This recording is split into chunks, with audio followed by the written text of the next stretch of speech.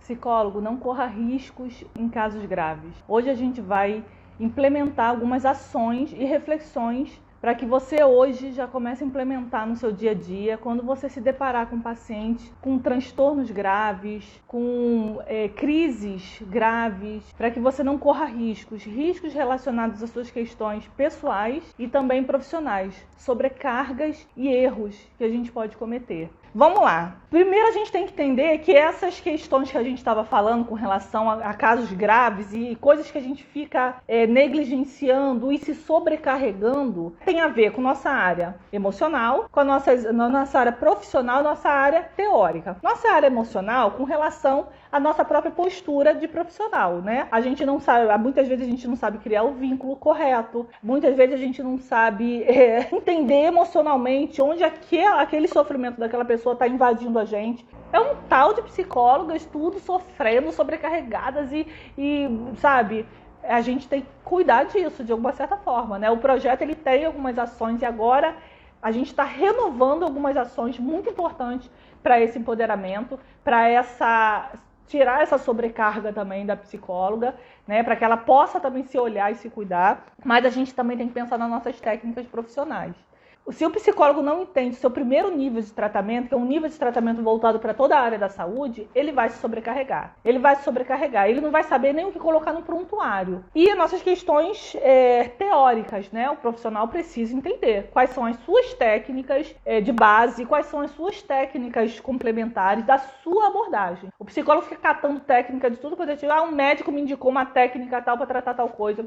Fulano de tal me indicou tal técnica, mas como assim? Qual a sua abordagem? Por que você precisa dessa técnica? Por que a própria abordagem não está dando conta? Por que a própria dialética da abordagem não está dando conta? A gente tem que ter uma base da nossa abordagem muito correta, para que a gente possa associar, aí sim, algumas técnicas para complementar. Mas isso dentro da nossa prática. Tem prática que não permite. Então o psicólogo ele tem que ter muita clareza disso. Vamos lá. A gente pensar aqui sobre quebra de sigilo. Precisamos saber quebrar o sigilo. Por quê, gente? Por que aqui, em casos graves, eu botei essa questão da quebra de sigilo? A quebra de sigilo ela é muito importante em casos emergenciais de risco de vida, que o psicólogo vai precisar delegar. A gente não pode arcar com todo o escopo de um trabalho, porque todas essas questões emocionais são multifatoriais. Existem questões aí ambientais, existem questões fisiológicas, aí as questões psíquicas que vão lidar com essas questões, mas a gente não pode atuar diretamente em todas, né? A gente não pode medicar, a gente não pode levar a pessoa na mão no médico, a gente não pode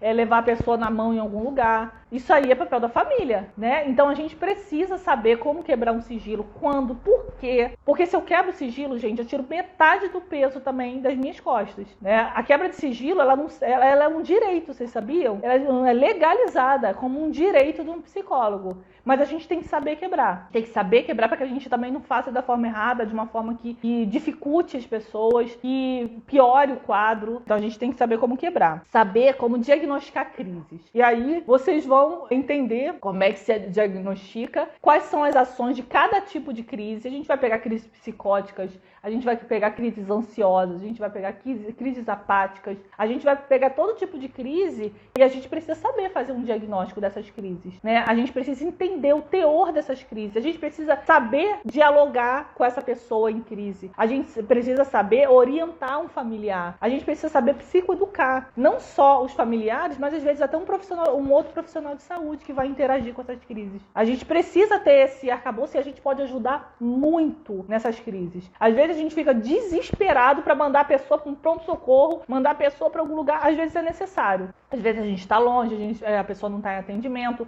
a gente não fez um diagnóstico, a gente não fez nada, a pessoa está ali à mercê querendo se matar. Então a família vai precisar de um hospital geral mesmo, uma pessoa que de repente está em vulnerabilidade econômica. Então, é claro que às vezes a pessoa vai precisar de um CAPS, vai precisar de um atendimento público. Na minha cidade é ruim. Gente, sinto muito. O que a gente pode fazer é um encaminhamento, porque a gente vai precisar colocar no prontuário. A gente vai precisar colocar no prontuário que tipo de ações que a gente fez. Por quê? Que tipo de ações? Porque a gente precisa colocar ali, né? O prontuário, ele é um local exigido, né? Que a gente esteja todo organizado, mas que a gente possa mostrar quais as ações corretas de um trabalho. Por que dessas ações? Ali não é local de quebra de sigilo, ali não é local de relatório da sessão, ali é local da gente se preservar como profissional, a gente se preservar com relação às nossas atribuições. Então isso é muito importante. Agora, com relação à família, gente, também, eu falei logo no início sobre vínculo, né? São detalhes que a gente precisa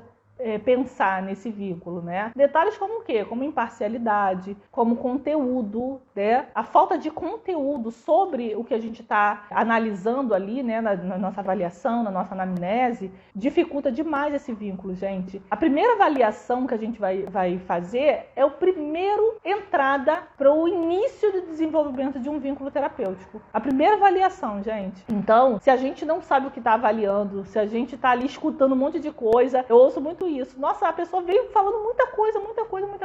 Não sabe como se organizar? Sim, a gente vai ter dificuldade de lidar com casos graves. Então, gente, vamos pensar. Empoderamento emocional, a gente precisa sim entender que a gente não vai ter que ajudar em tudo, e a gente não tem que ficar, e agora? O médico não pode atender, o que eu falo? Não, o médico, ele vai ter que arcar com isso. O que você faz é o seu trabalho. O seu trabalho é avaliar, diagnosticar, encaminhar, psicoeducar, orientar, quebra de sigilo se for necessário, né? Então, esse é o seu trabalho. E tratar na área psicológica.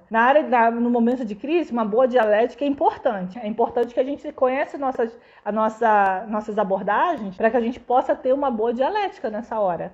E relacionado também, a gente falou da quebra de sigilo, do encaminhamento, é a questão do prontuário, né? A gente saber fazer um prontuário correto para que a gente possa estar resguardada de que eu fiz tudo que eu precisava, para que eu não me sinta culpada por um suicídio, porque existem fatores. Não é só o fator de tratamento psicológico, tem os fatores relacionados ao próprio ambiente. Mas se eu psicoeduquei, se eu orientei, o que eles vão fazer com isso, aí não é mais a nossa responsabilidade, né? Então a gente precisa ter isso catalogado, né? Para que a gente possa também se proteger até de questões jurídicas que podem acontecer aí. Querer responsabilizar o psicólogo. Agora, se a gente tem segurança na nossa prática, isso não vai acontecer nunca, né? Porque a gente está resguardada justamente dos nossos prontuários, né? Então isso é muito importante pra gente. O prontuário, gente, a gente precisa colocar informações de rotina, né? O que foi feito naquela questão sem quebra de sigilo, sem aprofundamento na demanda, tá? Nas falas, nada disso. A gente precisa, por exemplo, colocar ali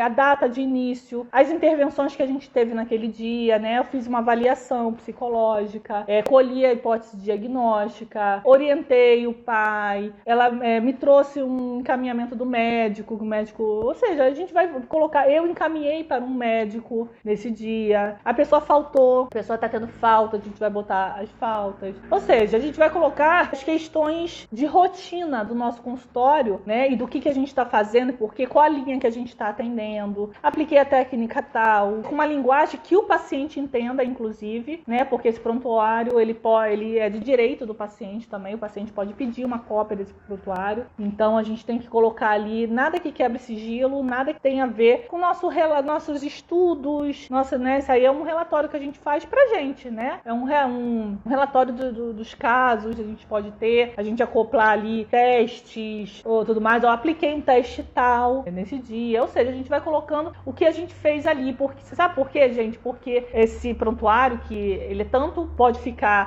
ali à mercê para um juiz, por exemplo, que pede, ou para o próprio Conselho Federal de Psicologia, ou o próprio paciente, né, que pede. Agora, ele tem que ficar em uma linguagem que todos entendam, né? E precisa mostrar que a gente está seguindo um tratamento de forma correta. Obrigada, gente. Obrigada pelo bate-papo de hoje, pela nossa live. Reflitam sobre esses pontos, né? E vamos nos aprofundar, tá? É isso aí, gente. É prática na veia mesmo. Tchau, tchau.